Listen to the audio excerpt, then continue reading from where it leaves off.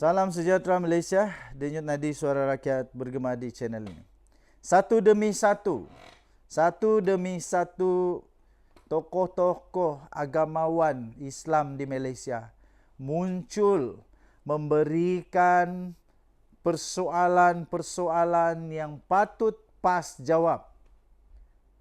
Terbaru ini, persoalannya di mana adab politik Islam PAS. Di mana adab politik Islam PAS? Bukankah PAS ini memperjuangkan Islam yang murni, Islam yang bersih, Islam yang suci? Tapi persoalannya yang sekarang ini Mujahid persoalkan. Mujahid persoalkan sekarang ialah di mana adab politik Islam PAS? Di mana? Adakah PAS sudah lupa? Adakah PAS sudah lupa dia punya tujuan utama berpolitik?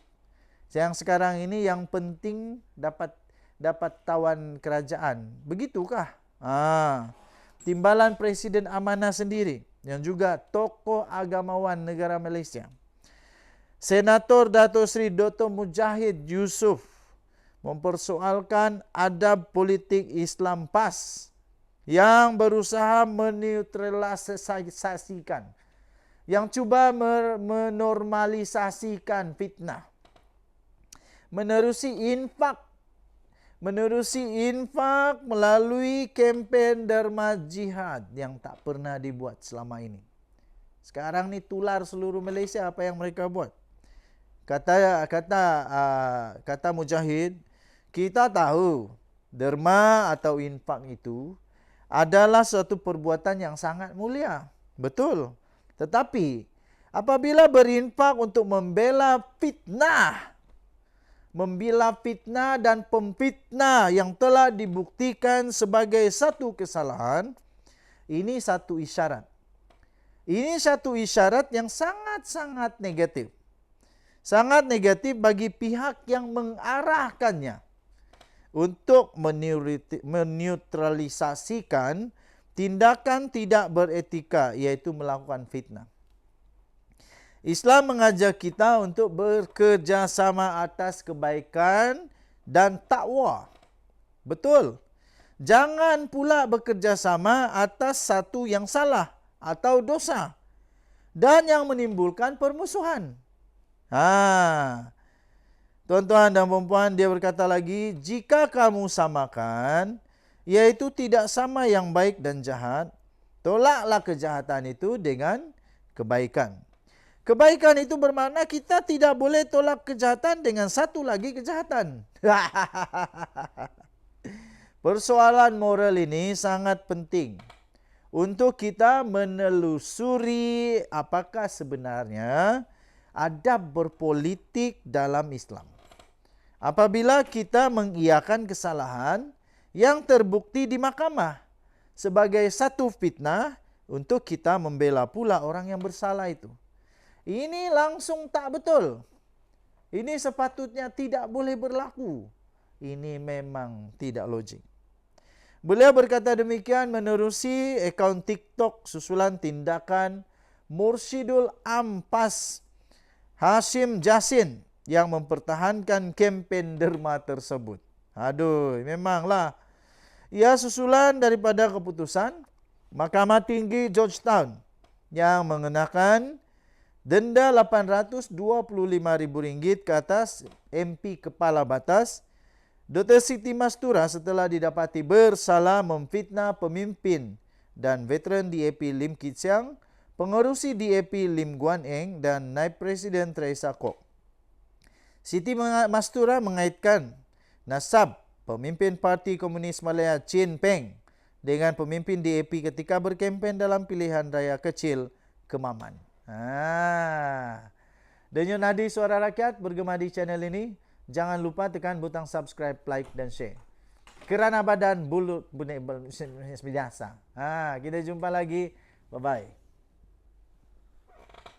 Salam sejahtera Malaysia. Denyut nadi suara rakyat bergema di channel ini. Saya fikir Taqiyuddin Hasan, Hadi Awang, Tuan Guru, Tuan Ibrahim, Tuan Man, siapa lagi? siapa lagi, semualah, Razman Zakaria kah, semua pemimpin PAS berhutang kepada rakyat Malaysia untuk apa? Apa hutangnya kepada rakyat Malaysia? Hutangnya ialah penjelasan. Penjelasan kepada rakyat Malaysia, penjelasan, pencerahan kepada rakyat Malaysia, tujuan utama derma jihad kepada Dr. Siti Mastura. Pertama. Kedua, penjelasan sama ada untuk memberi kepada orang yang berdosa kerana memfitnah ini, tidakkah akan terikut-ikut dalam dosanya. Jangan pula beri dalil yang pelik-pelik. Yang hampa boleh buat, orang lain tak boleh buat. Ini kerana apa? Ini kerana apa? Seorang ulama berkata, beri sumbangan tanda reda kepada fitnah, dosa fitnah. Ini dia. Ulama ni adalah penasihat agama. Penasihat agama kepada Timbalan Perdana Menteri 1. Menegaskan adalah sangat tidak wajar mengutip dana daripada masyarakat untuk membayar saman sivil. Saman sivil kerana perlakuan dosa fitnah. Jadi kerana itu hadiah wang dan semua ulama-ulama PAS, silalah jelaskan kepada rakyat yang mau menderma, yang telah menderma, berapapun nilainya, apa hukum di dalam memberi derma kepada fitnah, pemfitnah yang sudah kalah. Apa hukumnya? Bersekongkol atau tidak bersekongkol? Terikut dosa atau tidak dosa? Jangan pula dosa itu diputar belit. Ini ahli majlis ulama. Ahli majlis ulama daripada UMNO ini berkata, dana sumbangan awam itu sepatutnya, yang seperti itu sepatutnya digunakan seperti kebajikan. Ya? Seperti kebajikan, membantu golongan yang dizalimi, untuk dakwah atau pendidikan. Ini dakwah mana ni? Tang mana yang dakwahnya? Tang mana yang pendidikannya? Tang mana yang kebajikannya? Tak ada. Yang ada hak ni menyokong orang yang telah memfitnah. Jangan pula bersekongkol dalam dosa. Saya tak setuju kalau ada orang kata niat menghalalkan cara. Tak boleh, mana boleh begitu. Ini tak boleh. Beliau berkata dana sumbangan awam itu bukannya untuk membantu orang menzalimi. Menzalimi orang dengan merosakkan maruah orang lain dengan fitnah dan cerita-rikaan.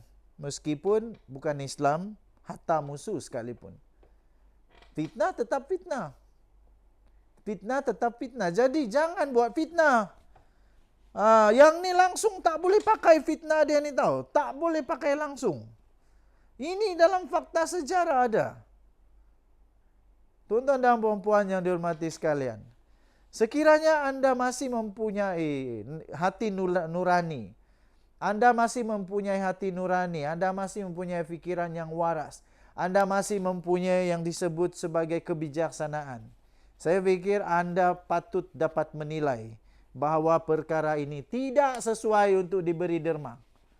Tang mana yang sesuai diberi derma, tak tahu macam mana orang boleh kata yang ini boleh derma. Saya pun tak faham. Saya pun tak faham kalau ini sesuai untuk diderma. Tang mana yang sesuai dia, saya pun tak faham. Okey? Denyut nadi suara rakyat bergema di channel ini. Jangan lupa tekan butang subscribe, like dan share. Malaysia kita punya, cintai Malaysia aku. Kita jaga kita. Kita jumpa lagi. Bye-bye.